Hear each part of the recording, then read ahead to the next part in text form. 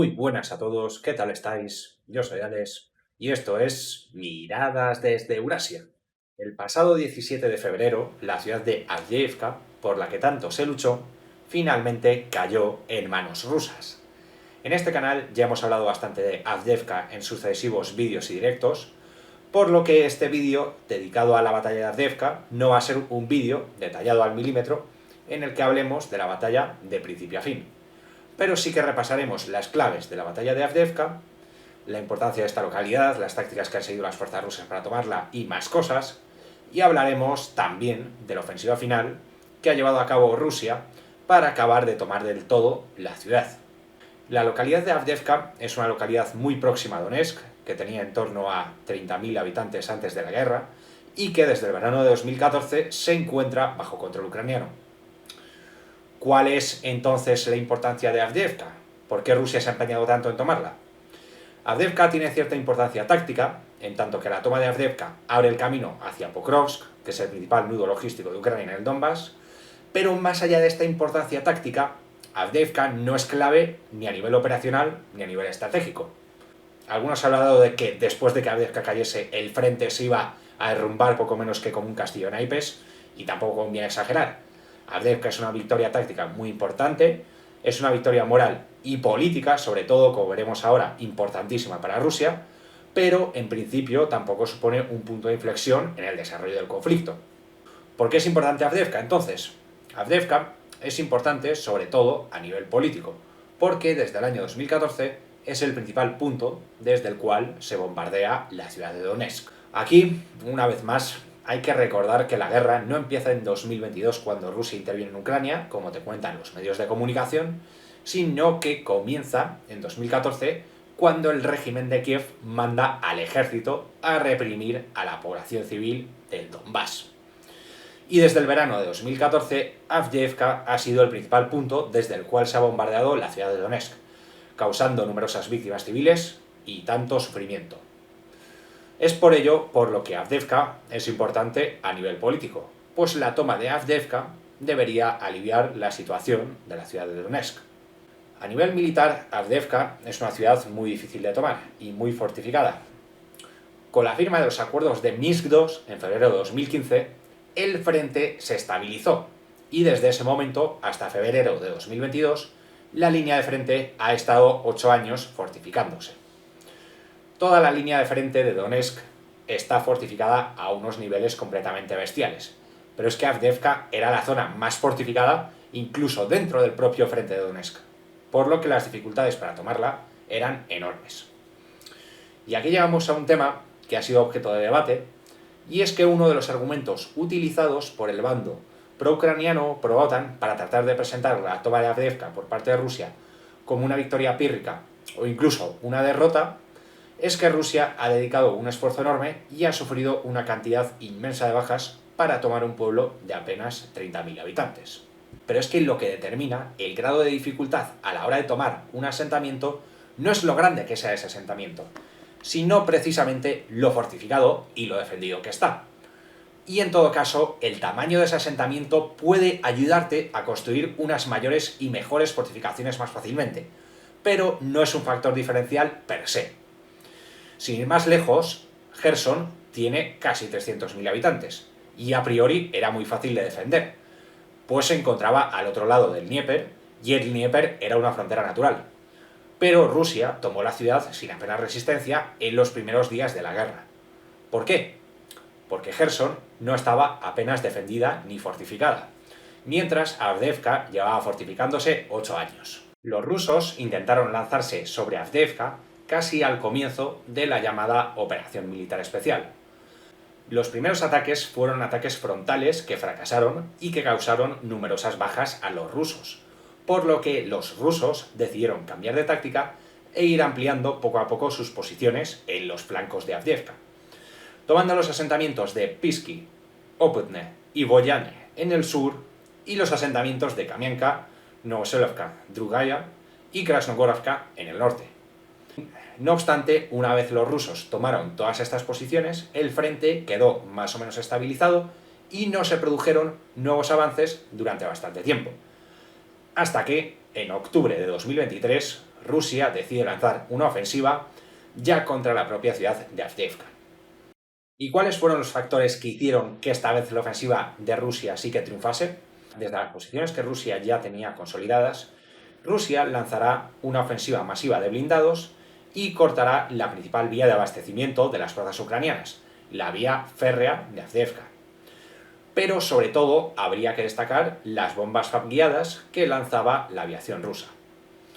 Estas bombas tienen un sistema de guiado y la aviación rusa puede lanzarlas a varios kilómetros del objetivo. De esta manera, la aviación rusa puede bombardear posiciones militares del enemigo sin exponerse a las defensas antiaéreas ucranianas. Se ha hablado mucho de las distintas armas occidentales que se entregaron a Ucrania, que supuestamente se iban a convertir en game changers, pero uno de los verdaderos game changers en esta guerra ha sido precisamente el desarrollo de estas bombas guiadas por parte de Rusia. Además, y esto no es solo en Avdiivka, sino a nivel general, las defensas antiaéreas ucranianas no pasan por su mejor momento, pues los ataques con misiles y drones han destruido una parte de las defensas antiaéreas ucranianas, y también han hecho que otras defensas antiaéreas que no han sido destruidas gasten su munición. También debemos añadir el uso de munición merodeadora como los drones Lancet, que han destruido numerosos sistemas. Todo esto ha hecho que la aviación rusa, que muchos consideraban, con razón, como desaparecida en esta guerra, haya vuelto a actuar como se esperaba que actuase. Los constantes bombardeos rusos debilitaron las defensas ucranianas, y tras hacerse con algunos puntos clave como el vertedero de la fábrica de coque, los rusos comenzaron a romper las defensas ucranianas que había ya en la propia ciudad. No solo desde el norte, que era desde donde se había lanzado el ataque principal, este ataque inicial ruso, sino también desde el sur, donde la línea defensiva estaba más que fortificada, tal y como hemos comentado antes. Y a lo largo de estos meses, los rusos han ido rompiendo las defensas en lo que era la propia ciudad en distintos puntos y avanzando hacia su interior. Muchos hablaron de que Avdiivka podía convertirse en un segundo Bakhmut, pero muchos otros prefirieron compararlo con Soledar. ¿Y cuál era la diferencia entre Bakhmut y Soledar? Mientras Bakhmut fue una batalla casi 100% urbana, donde se luchó casa por casa y calle por calle, en Soledar apenas se produjeron combates en lo que era la ciudad en sí, sino que los combates se llevaron a cabo en los flancos de la ciudad, hasta que la situación para los defensores se hizo completamente insostenible por la amenaza de cerco y los defensores acabaron abandonando la ciudad sin que se hubiese combatido por lo que era la ciudad en sí. En cuanto a las unidades militares que combatieron en Avdiivka, por parte rusa el principal esfuerzo recayó sobre la 114 Brigada de Fusileros Motorizados, que no es otra que la antigua Brigada Vostok de la República Popular de Donetsk.